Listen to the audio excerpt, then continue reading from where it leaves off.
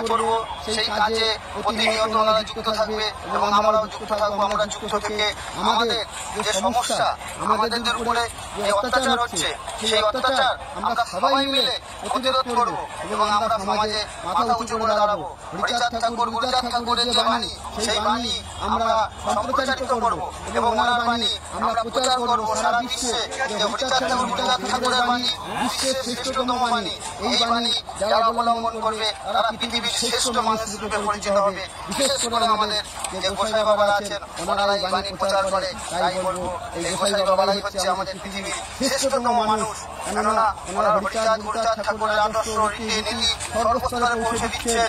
সেই জন্য ওনারাই আমাদের মেন প্রচারক এবং ওনারাই আমাদের পৃথিবীর শ্রেষ্ঠতম। অন্যান্য সম্প্রদায়ের মানুষরা আছে, তারাও তো এইভাবে প্রচার করে না। তারাও তো হরিচাঁদ ঠাকুর, গুরুচাঁদ ঠাকুরের যে দ্বাদশ আজ্ঞা, যে গুরুচাঁদ ঠাকুরের যে দ্বাদশ পাগলের যে কীর্তিকলাপ, সেই সমস্ত জিনিসগুলো সবসময় প্রচার করে যাচ্ছে। আর